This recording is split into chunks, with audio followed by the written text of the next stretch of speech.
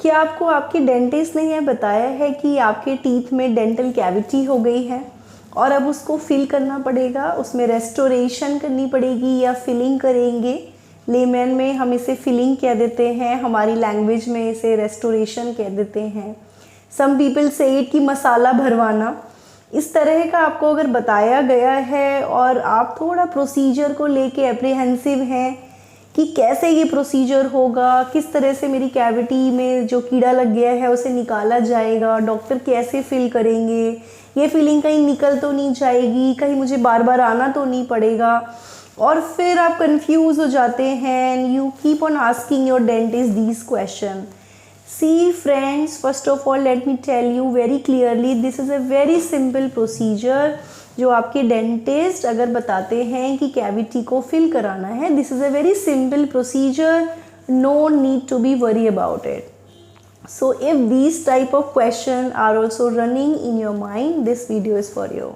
नमस्कार दोस्तों, मेरा नाम है डॉक्टर पूजा अग्रवाल और आज हम बात करेंगे कि डेंटल कैविटी अगर हो जाती है तो उसका जो ट्रीटमेंट का प्रोसीजर है वो क्या होता है.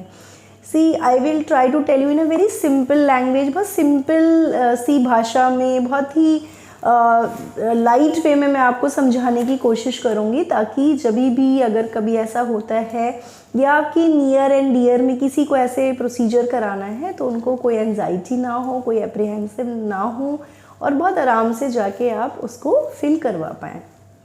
सो लेट मी टेल यू, जैसे किसी भी प्रोसीजर के कुछ स्टेप्स होते हैं ऐसे ही फिलिंग या रेस्टोरेशन के भी कुछ स्टेप्स होते हैं. कुछ स्टेप्स कॉमन होते हैं, कोई भी आप डेंटल फिलिंग चूज़ करेंगे कुछ स्टेप्स कॉमन होते हैं और कुछ steps filling to filling vary करते हैं कि किस टूथ में फिलिंग की जा रही है, टूथ जिसमें फिलिंग की जा रही है उसकी कंडीशन क्या है या फिर कौन सा मटेरियल हम यूज़ कर रहे हैं. तो उतना स्पेसिफिक या डिटेल डिस्क्रिप्शन अगर मैं दूंगी भी तो maybe few of you can understand and few of you might not. So आज हम बात करेंगे एक सिंपल जनरल स्टेप्स में किस तरह से फिलिंग को किया जाता है.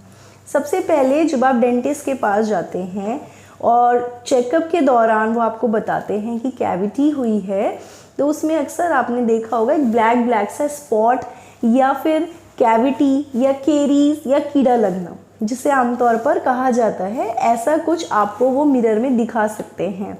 तो सबसे पहले आपके डेंटिस्ट उस डिकेड पोर्शन को या डीमिनरलाइज पोर्शन को या जो कीड़ा लग गया है जिसे आमतौर पे कीड़ा लगना कह देते हैं उसे धीरे धीरे क्लीन करते हैं.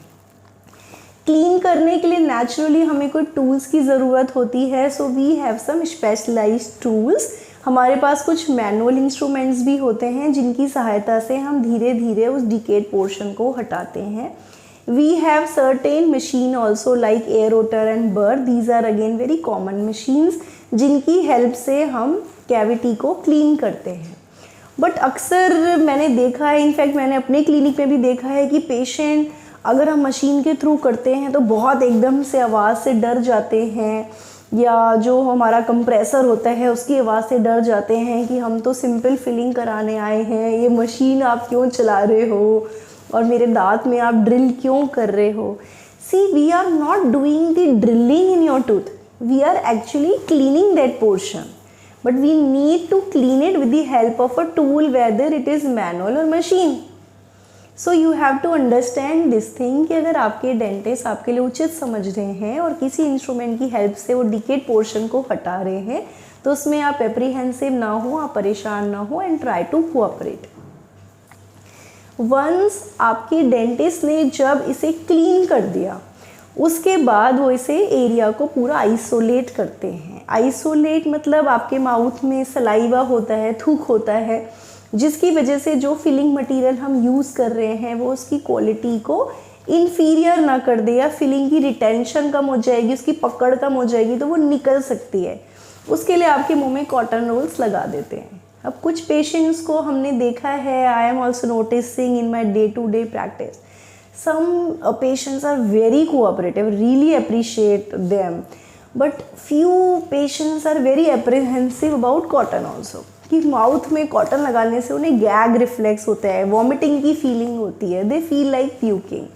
बट अगर हम कॉटन नहीं लगाएंगे तो वो ड्राई नहीं होगा।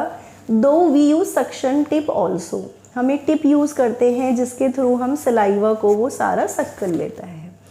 जब आइसोलेट हो जाता है अच्छे से तो जो भी आपने फिलिंग चूज़ की है उस फिलिंग को प्रॉपर वे में आपके डेंटिस्ट उसमें फिल कर देते हैं।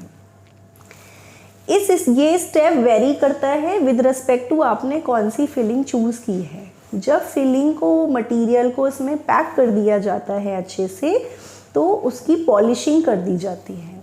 पॉलिशिंग कराने के बाद आपके डेंटिस्ट आपको बोलते हैं कि अब आप बाइट करिए, आप दांतों को दांत से मिलाइए ताकि आपको ऊंचा तो नहीं लग रहा है, आपको डिस्कम्फर्ट तो नहीं लग रहा है। ऐसे केस में आप इस तरह से दांत मिलाते हैं और फील करते हैं। अगर आपको ऊंचा लग रहा है तो आप अपने डेंटिस्ट को बता देते हैं, वो उसको लेवल में कर देते हैं। If you feel comfortable then there is nothing to worry. फिर आफ्टर दैट आपके डॉक्टर हो सकता है आपको बोलें कि ये कॉटन हम मुंह में लगा रहे हैं, उसे आप 20 मिनट या 30 मिनट्स के लिए आप उसे प्रेस करके रखिए। जो भी सलाइवा है, थूक है, आप उसको स्वॉलो कर लीजिए। हम लोग अक्सर क्लिनिक पे बोलते हैं कि घर जाइए आप सॉफ्ट डाइट ले लीजिए। कुछ फीलिंग्स के बाद आप मॉडरेट या नॉर्मल डाइट पे भी स्विच कर सकते हैं। 1-2 दिन आप खाइए। खाने के बाद अगर आपको कोई भी डिस्कम्फर्ट होता है तो आप आके करेक्ट कराएं। बाकी बहुत ज़्यादा स्टिकी या हार्ड फूड शुरू के 6-7 घंटे आप मत खाइए। ये जनरल इंस्ट्रक्शंस होते हैं एक फीलिंग के बाद। So friends, is this really a procedure to get having anxiety about or to get worried about? I don't think so, because I have seen in my clinic few of my patient forced me कि आप please इसका procedure का एक video बनाइए, हमें बहुत apprehension है, मेरे बच्चे की फीलिंग होनी है, कैसे होना है, हम देखना चाहते हैं, हम सुनना चाहते हैं। और कई बार छोटे छोटे प्रोसीजर को अगर क्लिनिक पे कई बार डॉक्टर्स भी बिजी होते हैं, इतना टाइम नहीं होता है कि एक एक स्टेप आपको एक्सप्लेन कर पाएँ। तो आई होप मेरी एक छोटी सी कोशिश कामयाब होगी। अगर आप फिलिंग के प्रोसीजर को बहुत ही सिंपलर वे में मैंने कोशिश की है समझाने की, आप समझ पाएंगे और आप अपने डेंटिस्ट के साथ बेहतर तरह से कोऑपरेट कर पाएंगे। Thank you so much. नमस्कार।